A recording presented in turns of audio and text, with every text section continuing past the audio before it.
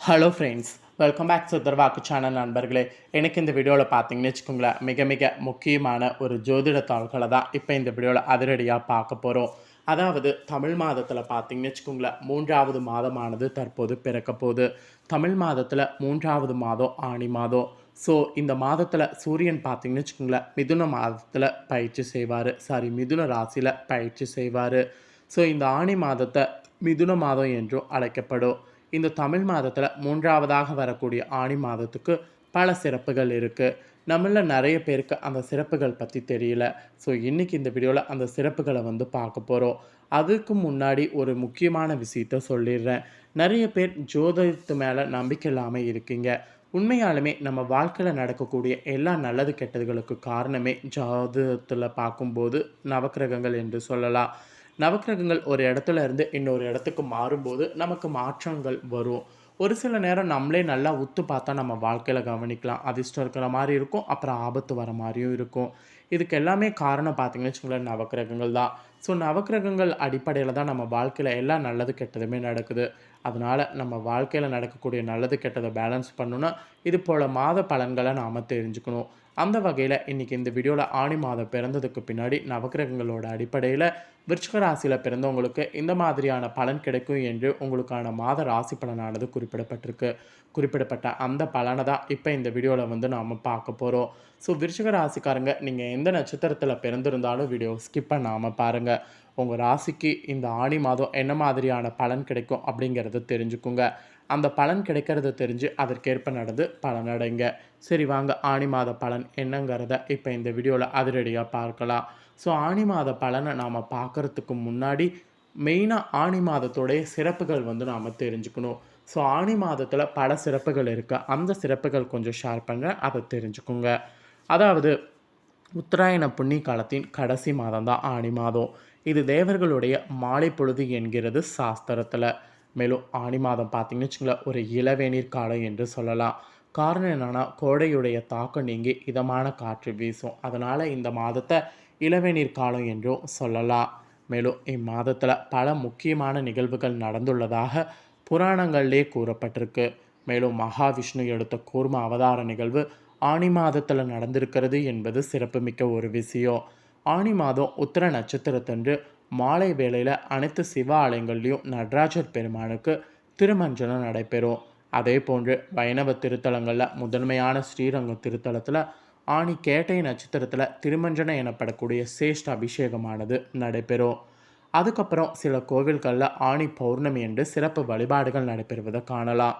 அந்த வகையில் திருச்சூரில் உறையூரில் மேற்கூரை இல்லாமல் திறந்த வெளிக்கொண்ட கருவறையில் எழுந்திருக்கக்கூடிய ஸ்ரீ வெக்காளி அம்மனுக்கு அன்று மாம்பழங்களால் அபிஷேகம் நடைபெறும். கூடையாக மாம்பழங்களை அம்மன் மீது அபிஷேகிப்பாங்க. பிறகு அந்த மாம்பழங்களை பக்தர்களுக்கு பிரசாதமாக வழங்குவாங்க.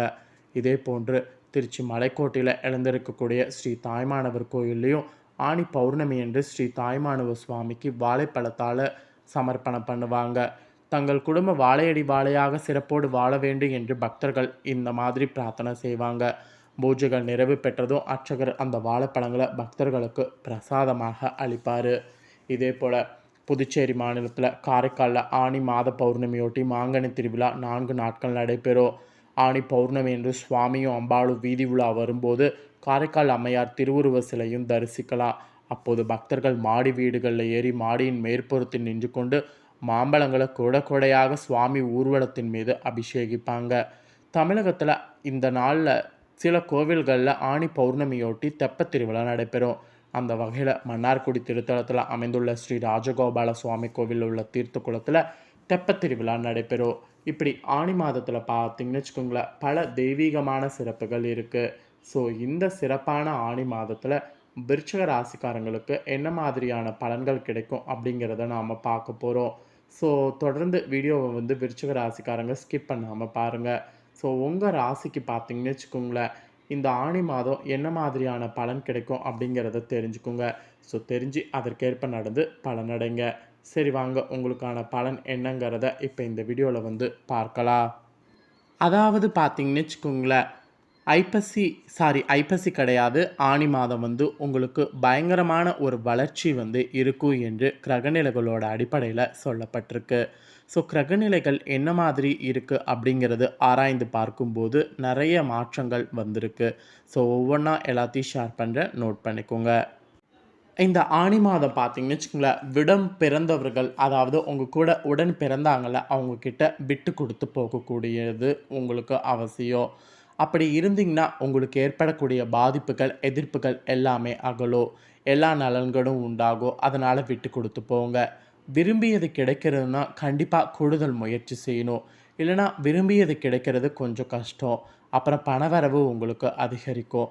பணவரவு அதிகரிக்கிறதுனால பணவரவை நினச்சி பயப்பட வேண்டாம். பயணம் மூலம் லாபம் கிடைக்க பெறுவீங்க.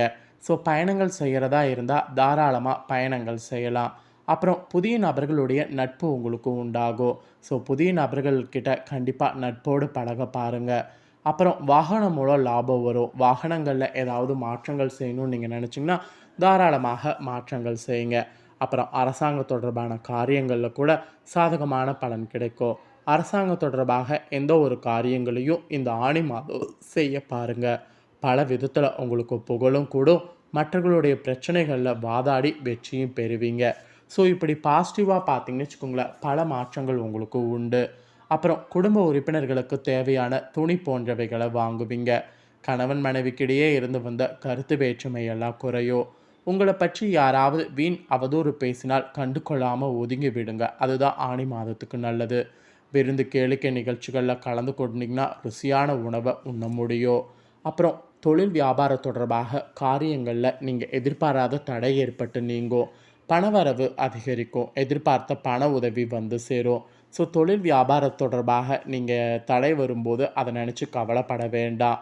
அப்புறம் உத்தியோக ரீதியாக இருக்கக்கூடிய உங்களுக்கு எதிர்பார்த்த பண உதவி கிடைக்க வாய்ப்பு இருக்குது.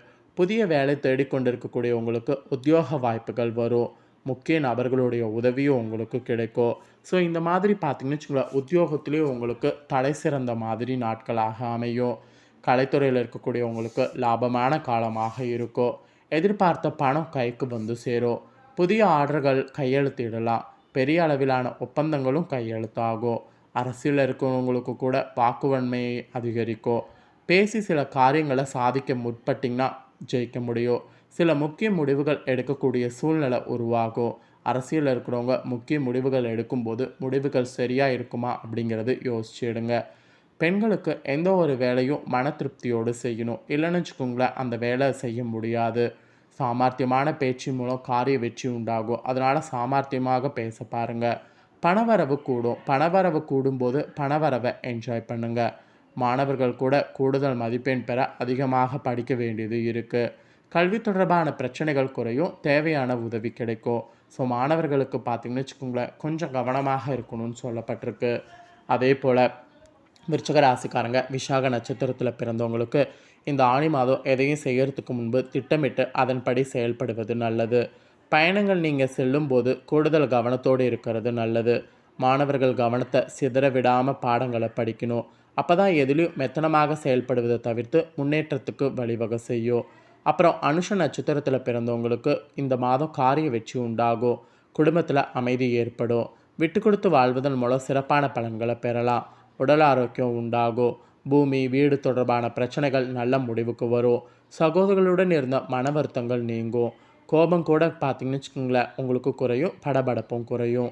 இதே கேட்டை நட்சத்திரத்தில் பிறந்தவங்களுக்கு இந்த மாதம் பார்த்திங்கன்னு வச்சுக்கோங்களேன், எதிர்பாராத செலவு உண்டாகலாம். அவ்வப்போது மனதில் குழப்பம் ஏற்படும். தாயுடைய உடல்நலில் கவனமாக இருக்கணும். தொழில் வியாபாரத்தில் திடீர் சிக்கல் ஏற்பட்டு சரியாகும். பணவரவு தடைப்பட்டாலும் எல்லாமே வந்து சேரும். வியாபார பொறுப்புகளை மற்றவர்களிடம் ஒப்படைக்கும் போது கவனமாக இருக்கணும். ஸோ இந்த மாதிரியெல்லாம் பார்த்திங்கன்னு வச்சுக்கோங்களேன், நட்சத்திர வாரியாகவும் இந்த ஆணி மாதம் இப்படி இருக்கும் என்று சொல்லப்பட்டிருக்கு. ஸோ விருச்சிக ராசிக்காரங்க உங்களுக்கான ஆணி மாத ராசி பலனை தெளிவாக இந்த வீடியோவில் ஷேர் பண்ணிட்டேன். ஷேர் பண்ணதை உங்கள் ராசிக்காரங்க தெரிஞ்சிருப்பீங்க. ஸோ தெரிஞ்சுக்கிறதுக்கேற்ப நடந்து பலனடைங்க. ஸோ இந்த வீடியோவை இப்போ நீங்கள் பார்த்து முடிச்ச உடனே இதை லைக் பண்ணி உங்கள் ஃப்ரெண்ட்ஸ் ஃபேமிலிக்கு ஷேர் பண்ணுங்கள். உங்கள் ஃப்ரெண்ட்ஸ் ஃபேமிலியில் இருக்கிறவங்களும் வீடியோ பார்க்கட்டும். கண்டிப்பாக விருச்சிக ராசிக்காரங்களாக இருந்தாங்கன்னா இந்த தாள்களை தெரிஞ்சு அவங்களும் இந்த தாள்களுக்கு ஏற்ப ஆணி மாதம் நடந்து பலனடையட்டும். மேலும் இதே போல் புதிய அப்டேட்டான நிறைய வீடியோ நம்ம சேனலில் போடப்படும். அதை எல்லாத்தையுமே உடனுக்குடனே தெரிந்து கொள்ள மறக்காமல் நம்ம சேனலை சப்ஸ்கிரைப் பண்ணுங்கள். கூட பெல் பண்ண ப்ரெஸ் பண்ணுங்கள். ஃபஸ்ட் டைம் பார்க்குறவங்க, சப்ஸ்கிரைப் பண்ணாமல் இருக்கிறவங்க சப்ஸ்கிரைப் பண்ணி பெல் பண்ண ப்ரெஸ் பண்ணிட்டீங்கன்னா இனி நான் போடுற மற்ற அப்டேட்டான எல்லா வீடியோஸும் உடனுக்குடனே தெரிந்து கொள்ளலாம். ஸோ மறக்காமல் பண்ணுங்கள். இதே போல் சுவாரஸ்யமாக வேறொரு புதிய தகவல்களோடு மெயினாக இன்னொரு வீடியோவில் உங்களை சந்திக்கிறேன். மறக்காமல் சப்ஸ்கிரைப் பண்ணி பெல் பண்ண ப்ரெஸ் பண்ணுங்கள். நன்றி.